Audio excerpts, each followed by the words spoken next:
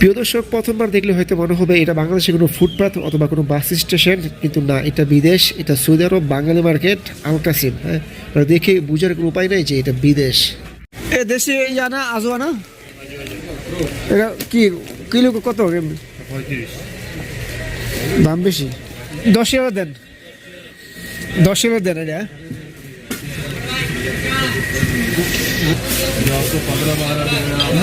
আসসালামু আলাইকুম প্রিয় দর্শক, আমি সৌদি আরব থেকে। তো আজকে ঈদুল আজহা, সবাইকে ঈদ মোবারক।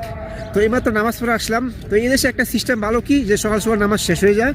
এই যে 5টা, এখন বাদে 5:30, এখন কিন্তু নামাজ শেষ, ঈদের নামাজ শেষ।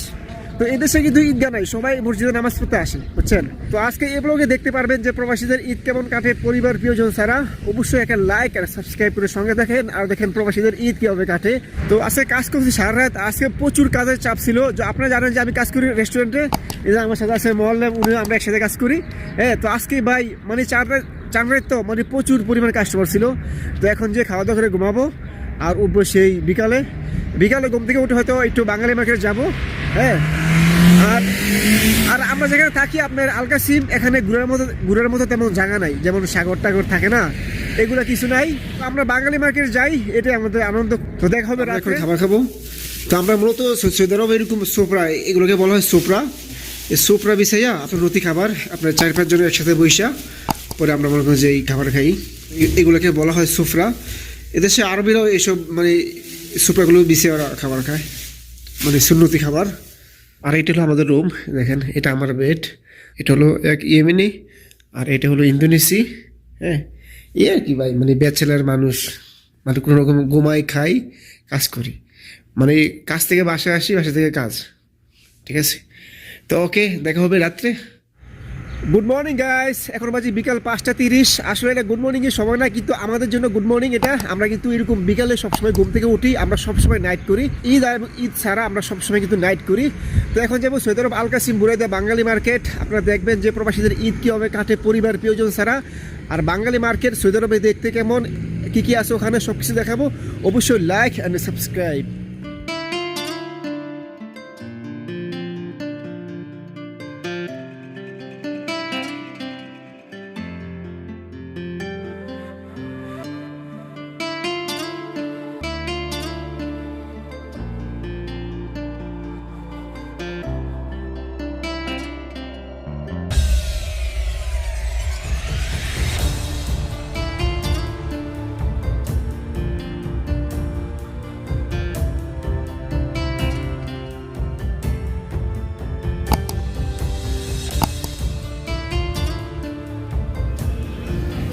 প্রিয় দর্শক, এটাই সেই বাঙালি মার্কেট। আসলে দেখে বোঝার মতো না যে এটা সৌদি আরব, পুরো বাংলাদেশের মতো, বুঝছেন।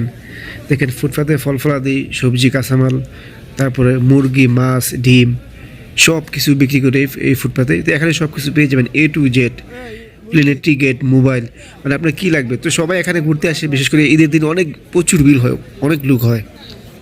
তো আপনার প্রথম দেখে মনে হবে এটা কোনো আমাদের বাংলাদেশের বাস স্টেশন। হ্যাঁ, দেখেন মানুষ মানে কীভাবে ফুটপাতে ডিম বিক্রি করতেছে, মানুষ চলাফেরা ঘোরাফেরা, এটাই মনে হবে, কিন্তু এটা যে বিদেশ। তো এখানে প্রথম আসলে হয়তো মনে হবে না যেটা বিদেশ। দেখেন চকলেটের সমাহার, চকলেটের দোকান, চকলেট, বিস্কিট, চানাচুর, আপনার কাজু বাদাম, কাঠবাদাম, খেজুর, সব কিছু এখানে আছে। মানুষ যখন দেশে যায় তখন কিন্তু এখান থেকেই আপনার এই যে চকলেট, খেজুর নিয়ে যায়। ঠিক আছে, আপনারা দেখতে পারবেন। এ দেখেন কত সুন্দর খেজুর, মাশাআল্লাহ। এ দেশে এটা কি ভাই, জানা আজওয়ানা এটা কি কিলো কত? 35। দাম বেশি। আজওয়া 10,000 দেন। এটা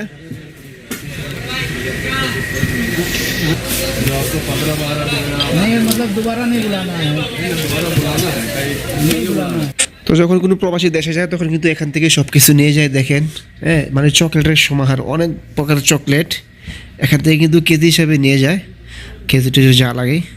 তো বিদেশের দোকানগুলো এমন হয়। এ দেশি ভাই, পেয়ারা কাঁচা নাই? কাঁচা কয়টা পিস ভাই? ডিম মুরগির ডিম 2, হাঁসের ডিম 2 টাকা, মুরগির ডিম 1 টাকা। সেটা বটি কিসের? হাঁসের? মুরগি বলে মুরগি, দুধ লিং পং ডিম ভাই। এটা কত? 2 রিয়াল। এই একটা দেন।